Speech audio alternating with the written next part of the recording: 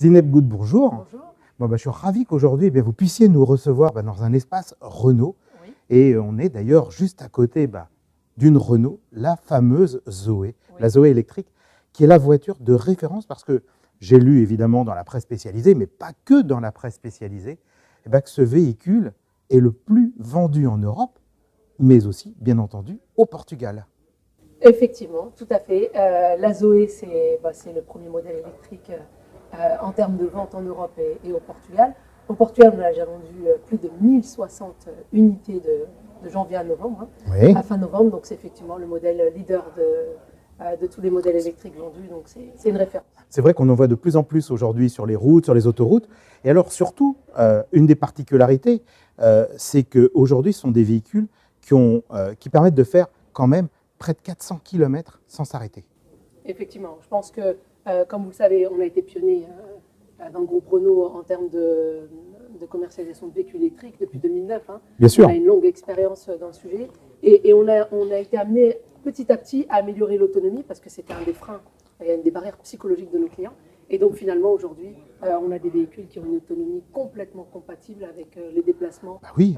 Parce qu'on va quand même, parce qu'on va quand même le rappeler. Il faut quand même savoir qu'aujourd'hui, la moyenne de déplacement quotidien, c'est 30 à 40 km par jour, où que l'on habite. En fait, c'est la moyenne générale qui est calculée. Ce qui veut dire que quand on a un véhicule qui fait 400 km, on va dire qu'il tient au moins toute la semaine avant qu'on ait l'obligation de le recharger. Exactement. Donc c'est quand même très très pratique. Et alors, j'ai cru comprendre une des particularités chez Renault, mais ça je vous laisserai peut-être me la dire, c'est que quand on vient dans n'importe quel espace Renault, je crois que de toute façon c'est vous qui avez le plus de concessions au Portugal, donc la marque Renault, eh bien on peut venir recharger gratuitement en plus son véhicule. Effectivement, oui, on a mis ça en place d'ailleurs depuis le mois de janvier, on appelle ça l'éco-charge. Et donc en fait, on a plus de 60 points de charge à travers tout le pays. Et comme vous l'avez dit, on a le réseau le plus large, le plus étendu au Portugal. Et donc nos clients peuvent parfaitement, de manière totalement gratuite, venir charger leur véhicule quand ils veulent.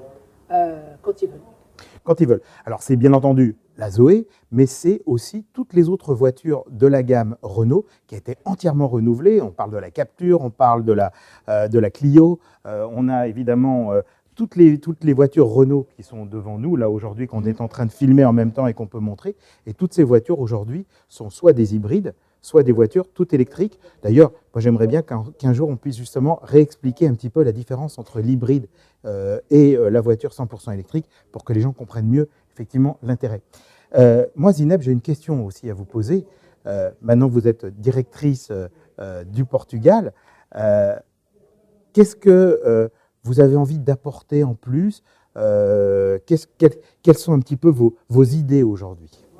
Alors comme vous l'avez dit, moi je suis arrivée très récemment, depuis le mois de septembre, donc j'ai eu le plaisir de découvrir une filiale très importante. On a au Portugal une implantation, on va dire une histoire très proche avec les... Vous êtes d'ailleurs la marque la plus vendue au Portugal, on va le rappeler. La marque la plus vendue, on a une histoire commerciale mais aussi industrielle avec une usine qui est à Cassia, très importante. Donc on a vraiment une relation très proche et historique avec nos clients au Portugal. Donc ça c'est quand même on va dire une force historique très forte. Très importante. Et aujourd'hui, moi, quand je fais le bilan avec mes équipes, comme vous l'avez dit, on est leader depuis 22 ans. Et je pense que justement, en tant que leader, on doit aller plus loin. C'est-à-dire qu'aller plus loin, pour nous, ça veut dire quoi? C'est pas être seulement leader en vente, mais aussi proposer des nouvelles solutions de mobilité. Donc, on est aussi leader en électrique, mais on doit aller encore plus loin aussi. Comme vous l'avez dit, il faut qu'on explique plus facilement, plus clairement. Et d'ailleurs, on pourra faire une autre interview quand vous voulez pour rentrer un peu plus dans le détail. Oui, on pourra même essayer. Montrer comment les clients peuvent venir essayer les véhicules quand ils le souhaitent parce que c'est le meilleur moyen de découvrir finalement, c'est d'essayer le véhicule. Et donc notre idée c'est vraiment de devenir un acteur majeur des nouvelles mobilités électriques, électrifiées. Donc électrifiées ça veut dire quoi? C'est comme vous l'avez dit, hybride ou plug-in hybride. Et globalement c'est ça. Donc aujourd'hui on a des points forts, donc c'est notre présence historique. On a aussi un deuxième point fort, c'est un réseau de concessionnaires vraiment professionnels. Et une vraie proximité avec nos clients, que ce soit particulier ou entreprise. Donc on a des atouts et ce qu'on veut, c'est aller plus loin pour proposer finalement à nos clients au Portugal des vraies solutions de mobilité. Et alors justement, quand on en parlait un petit peu tout à l'heure, avant d'être en image. Vous me disiez, vous aviez peut-être, parce qu'on parlait évidemment de la communauté francophone, on sait qu'un certain nombre de personnes n'ont pas forcément la bonne connaissance, en tout cas ont peut-être des hésitations parce que à se retrouver peut-être à devoir parler ou en anglais ou en portugais, plus généralement bien entendu en portugais, c'est pas forcément évident pour tout le monde. Et vous avez suggéré une proposition. Oui, effectivement, ce que je voulais proposer, c'est finalement, je vais travailler avec mon équipe très rapidement pour proposer des points de contact, comme on a un réseau très large, dans tout le Portugal, pour que nos concitoyens français puissent venir s'informer pour un véhicule, essayer un véhicule, qu'il soit électrique ou pas. Ouais.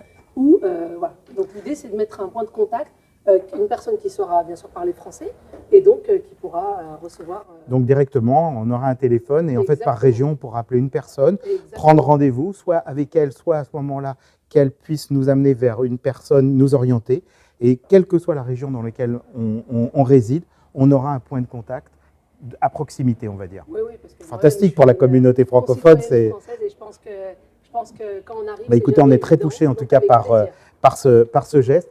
Zinette Goud, merci beaucoup en tout cas pour nous avoir reçus aujourd'hui dans cette concession. Je rappelle que vous êtes la directrice de Renault Portugal, nouvelle directrice, donc bienvenue. Merci. Et puis, eh bien, écoutez, j'espère qu'on aura l'occasion de se rencontrer prochainement pour continuer à montrer et à présenter les voitures de la gamme. Avec plaisir. À bientôt. Merci, au revoir. La French Radio, Portugal.